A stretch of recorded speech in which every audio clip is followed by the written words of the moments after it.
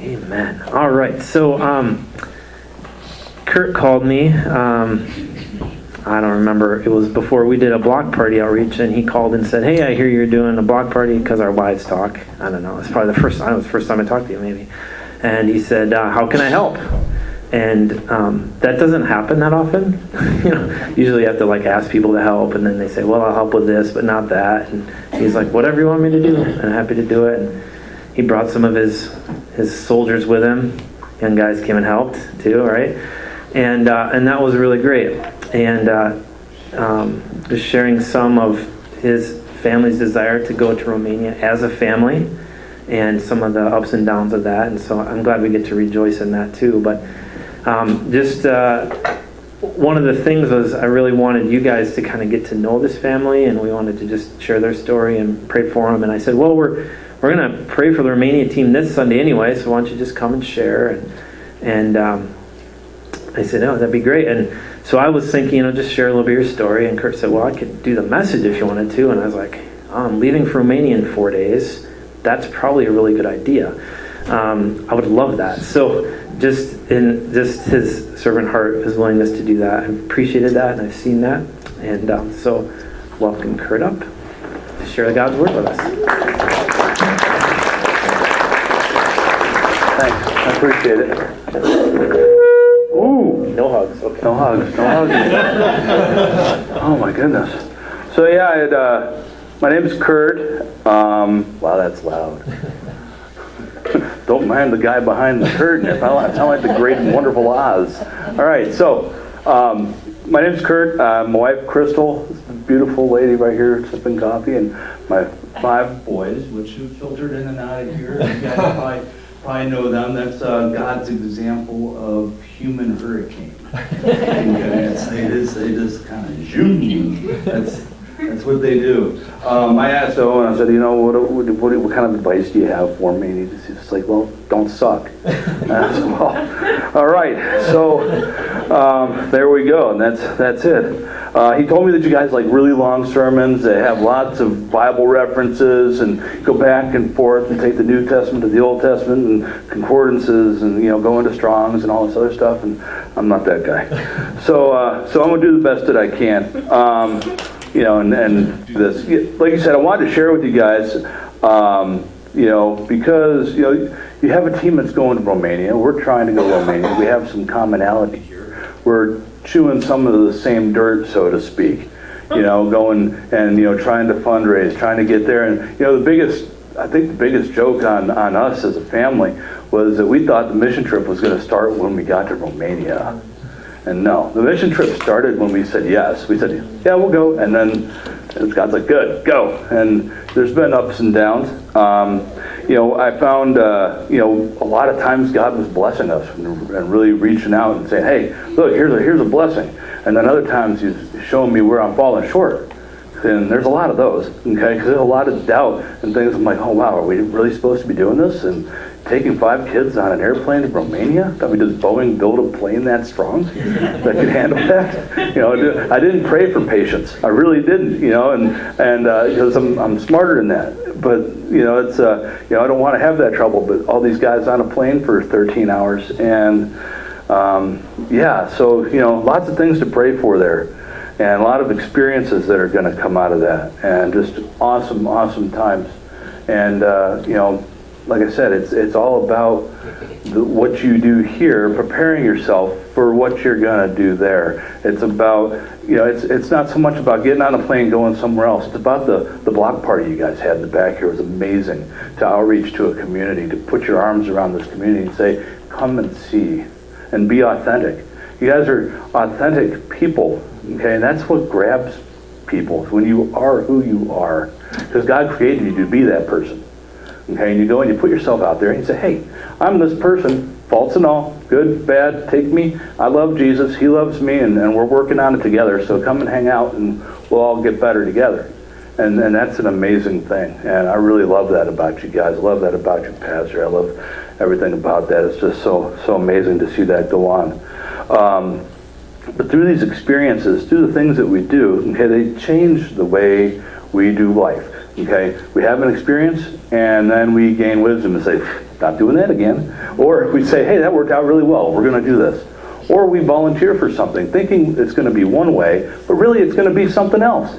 Okay, so I'm going to back it up here. Okay, back in 1994, I said, hey, I'm going to do something here. And so I went and raised my hand, and they shipped me off to Fort Sill, Oklahoma. Some of you guys know this kind of experience, okay? And you think you know what's going to happen, okay? And you know that something's going to change. You know something's going to change your life, drastically at that point, okay? And boy, did it. It changed a lot of things. Okay, close quarters. Okay, maybe the Navy would have been closer quarters. Okay, but I mean it was close quarters. There's 30 guys in a little room. Okay, there's no doors on the bathroom, man. Okay, I mean everything is all of your individuality is just stripped away. Okay, all of your dignity. I mean they take off your hair, which I mean that's not terrible, but they take all of that. Okay, and so all these men, because I was in a combat arms thing, and the women didn't do the combat arms thing then, but now they do, so it's cool. Okay, they're whatever. Hey, so everyone's very different from each other. We came from different homes. We came from different backgrounds, different ethnicities. Okay, we had religious differences. Okay, everything about all these people that are put together in this circumstance are different. Okay, but we had one thing in common. There was this team of guys, okay, they wore Smokey Bear hats, okay, and that was the thing that was common. Okay, we all didn't like them. All right, so they were tough. Okay, now looking back on it, I had a great time. Okay, I'd never say I didn't have a great time there, but we had a common, I don't want to say enemy, but there was a common threat to our peace and our sleep and stuff. I mean, these guys, they showed up and they never slept. All right, they were always there. Okay, we ran in the morning. We ran at night. We did push-ups all day long. We yelled, screamed, everything else. Okay, we hated it. Okay, but we loved it. Okay, that's what's weird. How do you love that thing that torments you? These guys are there to be tormentors. Okay, to build you up, to break you down, and then build you back. Okay, how do you love the thing that torments you the most? Okay, because you see a goal. Okay, you build a brotherhood through adversity. Okay, and in that adverse time, in those tough times, okay, there was good times. They're some of the greatest times, even though they were hard. Okay, and to this day, I have a friend. Okay, his name's Bob. Okay, or Robert. Okay, I'm the only one that calls him Bob. Okay, and because I called him Bobby once on a plane. Okay, this was before we jumped out of it in airborne school to calm the nerves. So I was like, hey, Bobby. It was a joke, and we all laughed, and then we jumped out of a plane. Okay, because we're kind of nuts. And but anyway, I'm the only one that calls him Bob. All right, and I can get away with that because for 6 years we were together, whether it was jumping out of planes, whether it was in Korea for the first time trying to find something to eat and not knowing how to speak the language, or whether it was, good times, bad times, uplifting godly times, or not so godly times before Christ. Okay, but he was the one that gave me my first Pentecostal Bible that wasn't a Catholic Bible. He actually showed me how to read a Bible. I didn't know how to read a Bible. I was there for him when his wife left him while he was in basic training because he was married very young. We were always there for each other through these hard times. Okay, it's created a relationship where I can call him today and I need him, he'll be there. He can call me today and he needs me, I'll be there for the best that we can be for each other. Okay, and through those tough times and with relationships. If you're Bible following, if you guys bring Bibles, you have apps or whatever you do, okay, we're going to be talking, like I said, we're going to be talking out of 1 Peter 5, 7 through 11, okay, and it's kind of broken up. I'm not a real streamlined kind of individual, so anyway, we'll start out here. It says, be sober-minded, for your adversary, the devil, prowls around, seeking someone to devour. This is a famous beginning. We love this because we get to scare our kids into heaven with this line. We just stop there. Okay, hey, devil wants to devour you. Better be good. Make your bed. Do your thing. Okay. Hey, if you don't get that clothes out from under your bed, the devil's going to come out, take you, and eat you. Right? It says it right here. It says so in the Bible. It's kind of like in the Christmas thing for you have to buy me a Christmas present because it says sister in the Bible. Right? So okay, so.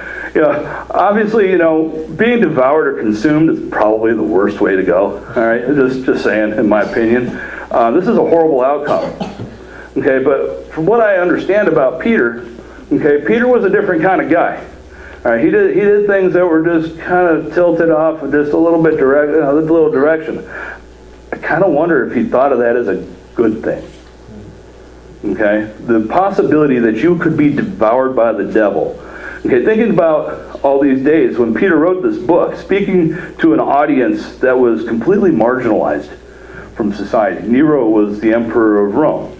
You said, hey, I'm going to be a Christian. Okay, now we've kicked you out of the synagogue. You've lost your religion. You've lost your families. You've lost your social connection to the community. You probably lost your job. You had no money. And now we're going to try to feed half of you to the lions and persecute you and everything else. And, oh, by the way, you're supposed to rejoice in all that because if they hated me first is what Jesus said, right? So, enjoy. Have a great time. Be a Christian. Okay, nothing about Christianity screams it's going to be an easier life. All right? That's the first thing I like to tell people when, they're like, hey, I want to become a Christian so I can get my life right and have this great life. Hey, nothing's easy about this. Okay, because, anything's easy as long as you go with the flow. You still start going contrary to the flow, things get hard. Okay?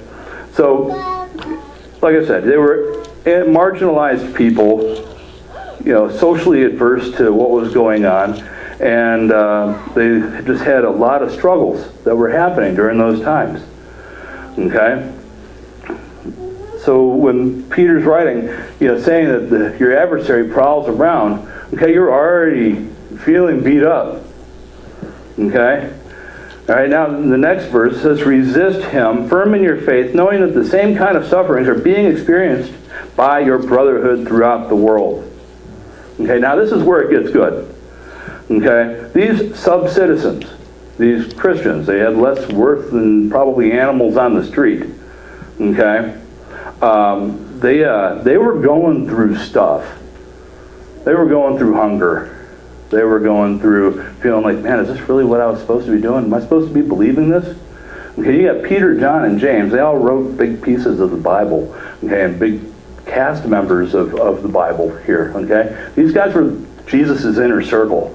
They hung out, all right? There was a lot of apostles or disciples of Christ, okay? It talks about he sends out the 72, go do your thing, but he keeps the core there.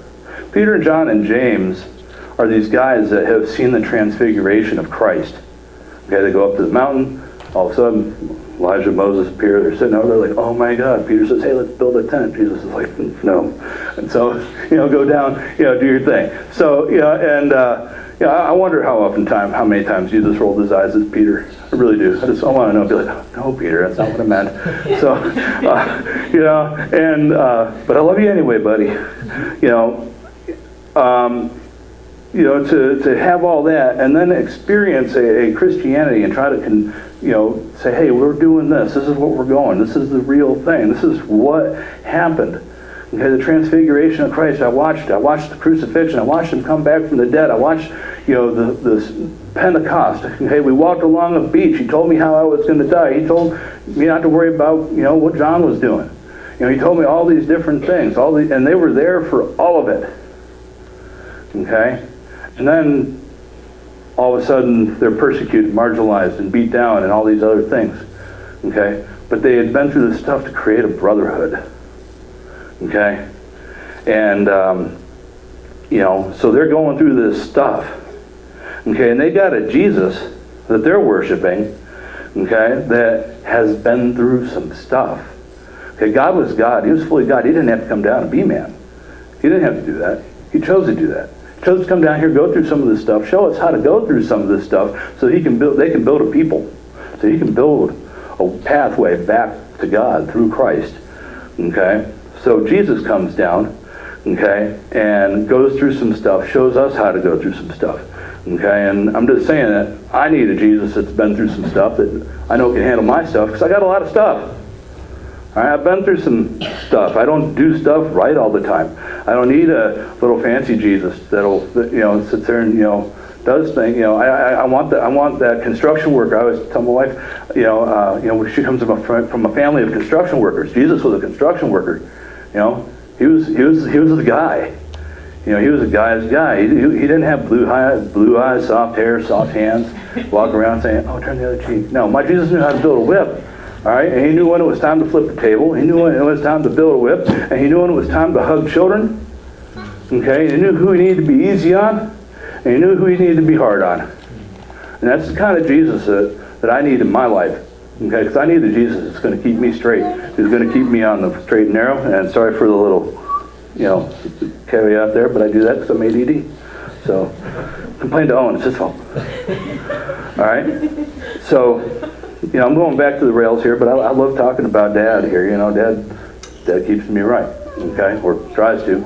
As hard as I pull back and screw up, he's always there for me. Okay.